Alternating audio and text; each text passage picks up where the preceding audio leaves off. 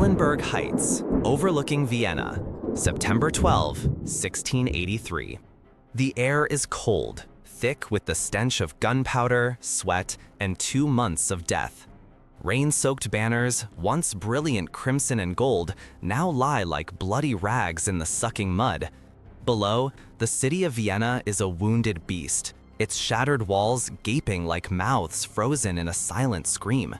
The thunder isn't from the sky, it's the ceaseless drumbeat of Ottoman artillery, a sound so constant it has become the city's new, monstrous heartbeat.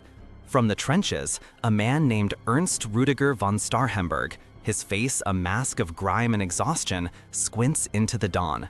For 60 days, he has willed this city to live, fighting not just 250,000 enemy soldiers, but starvation, disease, and the creeping, venomous tendrils of despair. His own soldiers are ghosts, specters in tattered uniforms, but they still hold the line. They have to, because last night, from the spire of St. Stephen's Cathedral, they saw it. A single rocket, bursting like a new star in the western sky. A signal. Help was coming. But for Starhemberg, watching the first light revealed the sheer, unbelievable scale of the enemy camp, a single, agonizing question hangs in the air. Would it be in time? Hello, my friends. Welcome to the Cosmic Conquerors channel. Before we begin, please subscribe and hit the bell so you don't miss any of our new content, and share this story with friends so it reaches as many people as possible. If you have a story idea, drop it in the comments. Maybe we'll use it in the next video. Let's begin the story. Pay close attention, because there is one small decision made before the dawn that will change the destiny of nations. Our story begins not in the mud of Vienna, but in the opulent, gilded halls of the Topkapi Palace in Constantinople. The man at the center of this storm is Grand Vizier Kara Mustafa Pasha. He is not a man born to power, he clawed his way to it. Adopted into the mighty Kopruli family, he possessed a brilliant mind for logistics and a bottomless well of ambition. But ambition, in the Ottoman court, was a dangerous currency. He had rivals, whispering in the Sultan's ear. He needed a victory so monumental, so legendary, that it would silence them forever. He needed to succeed where even the great Suleiman the Magnificent had failed. He needed Vienna. For Kara Mustafa, this was never just a military campaign. It was the ultimate political gambit. The war chest he assembled was staggering, the largest army the empire had fielded in a century. It was a declaration to the world, and more importantly to his enemies at home, that he was the true heir to the conquerors of old. Meanwhile, in the courts of Europe, there was panic. The Holy Roman Emperor Leopold I was a pious, indecisive ruler, more comfortable with music than with military command. His empire was a patchwork of squabbling German states, many of whom were being bribed by King Louis XIV of France to stay neutral. Why? Because Louis, the Sun King, saw the Habsburgs of Austria as his main rival.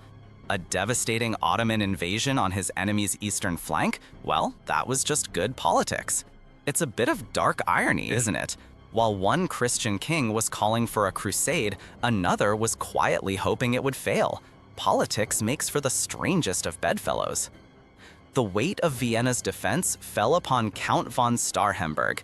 He wasn't a charismatic hero, he was a professional, a man who understood the brutal mathematics of a siege. He knew he had less than 20,000 men, including citizen militia, against an army of over 150,000. So he worked. He evacuated the suburbs, burned anything the enemy could use for cover, and stockpiled every grain of wheat and barrel of powder he could find. He was preparing not for a battle, but for an ordeal. And an ordeal it was. In July of 1683, the Ottoman host arrived. It was a city in itself, a sea of tents and banners stretching for miles. The siege began with a terrifying, methodical precision. Ottoman engineers, the best in the world, began digging a complex network of trenches, zigzagging their way toward the city walls to protect them from cannon fire. And then came the miners. Deep beneath the earth, in suffocating darkness, they dug tunnels, packing them with massive amounts of gunpowder to blow the foundations of Vienna's ramparts to hell. The Viennese dug countermines, leading to horrific, blind battles fought with picks and shovels in claustrophobic tunnels. Above ground, a relentless bombardment turned homes into rubble. Food ran out. The dreaded dysentery, the bloody flux, killed more soldiers than Turkish scimitars. Starhemberg was everywhere, shoring up a crumbling wall, rationing the last of the bread, personally leading countercharges to plug a breach. He was wounded, exhausted, but he refused to break. What would you have done as the commander in his boots? With supplies gone and half your men dead or sick, would you surrender to save the civilian population from the inevitable sack? Or would you hold on to that one sliver of hope from the signal rockets? Let me know in the comments what your choice would be. That sliver of hope was a man in his 50s, a king some considered a relic of a bygone era, John III Sobieski, king of the Polish-Lithuanian Commonwealth. Sobieski was a warrior king, a legend in his own time. He had spent his life fighting Ottomans and Tatars on the vast eastern plains. For him, this wasn't about politics or territory, it was a holy war. Answering the Pope's call, he had marched his army south, gathering German allies along the way. His treasury was nearly empty. His own nobles had questioned the cost of saving their Austrian rivals, but Sobieski was driven by something more powerful than gold, a profound, unshakable faith. His army's elite striking force was the stuff of nightmares for their enemies, the Winged Hussars. Clad in steel plate, draped in the pelts of predators, and wearing massive feathered wings on their backs designed to create a terrifying, howling sound as they charged, they were the ultimate shock cavalry. Now we arrive at our first major turning point. By early September, the Ottoman miners had done their job. A massive explosion ripped a wide breach in the Lobel Bastion, one of the main defensive points. The city's doom felt imminent. Janissaries, the elite Ottoman infantry, poured into the gap. It was the moment of ultimate crisis. Starhemberg, his arm in a sling from a shrapnel wound, grabbed a sword and personally led a desperate, bloody counterattack with his last reserves. For hours, they fought hand-to-hand in the rubble, a swirling vortex of steel and screams. They threw the Janissaries back. They held the breach. But everyone knew they couldn't survive another assault. This brings us to the morning of September 12th and the critical decision I mentioned. Kara Mustafa knew the relief army was here. His scouts, the Crimean Tatars, had reported their advance through the Vienna woods. A conventional commander would have lifted the siege, turned his entire force, and used his superior numbers to crush the arriving army on terrain of his choosing. But Kara Mustafa was blinded by two things: arrogance and greed. He looked at the Christian army, a mixed bag of Poles, Austrians, and Germans, and saw a disorganized rabble. He fatally underestimated them. More importantly, he could taste the riches of Vienna. The city was on its knees. A final push, and its legendary wealth would be his to present to the Sultan. A victory on the field was good, but a victory and the treasury of the Habsburgs, that was the stuff of legend. That would secure his power forever. So he made his choice. He would do both. He kept his elite Janissaries in the trenches, ordering them to prepare for the final assault on the city, while sending the bulk of his cavalry and regular infantry to deal with the relief force. He split his army, dividing his focus. He believed his men could hold off Sobieski's army long enough for the Janissaries to take the city and end the whole affair. It was a calculated risk, born of supreme overconfidence. It was a fatal mistake. The battle began at dawn. The Allied army descended from the wooded slopes of the Kahlenberg. The fighting was fierce and bloody all morning. The Ottoman commanders on the field fought bravely, pushing the German infantry back. The battle hung in the balance. Sobieski held his cavalry back, waiting, watching from the heights as the battle unfolded, letting the Ottoman forces commit and exhaust themselves. By late afternoon, the moment had come. The Ottoman lines were stretched, weary from a full day of fighting. From his vantage point, Sobieski saw his chance. He gave the order. 18,000 horsemen, Poles, Austrians, and Germans, with the 3,000 Polish Winged Hussars forming the tip of the spear, began to move. It started as a trot, then a canter, then a full, earth-shattering gallop down the slopes. Imagine the sound. The ground itself trembling, the howl of the wind through the hussars' wings, the unified war cry of thousands of men who believed they were the literal hand of God. It was, and still is, the largest cavalry charge in the history of warfare. Kara Mustafa, in his lavish red tent in the center of the camp, saw it coming.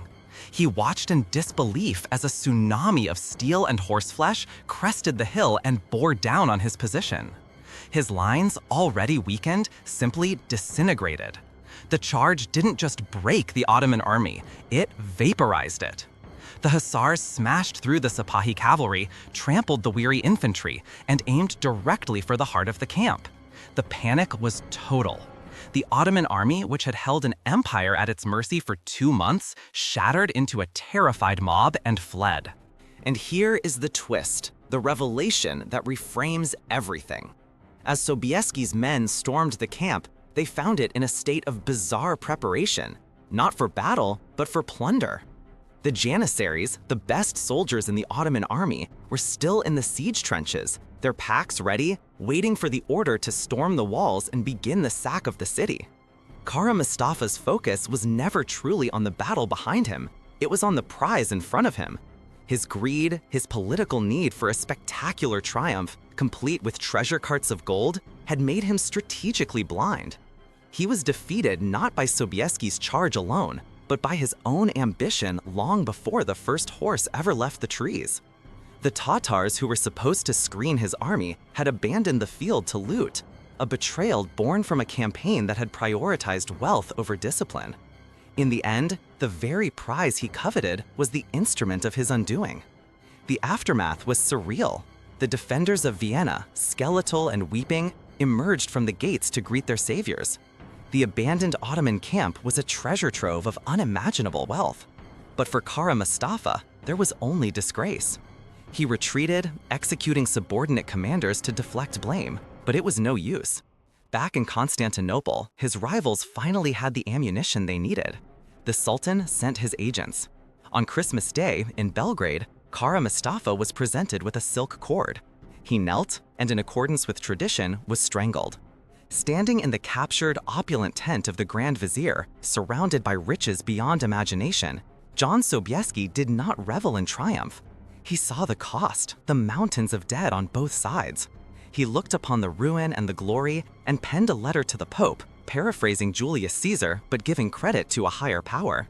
He wrote, "Veni, vidi, Deus vicit." I came, I saw, God conquered.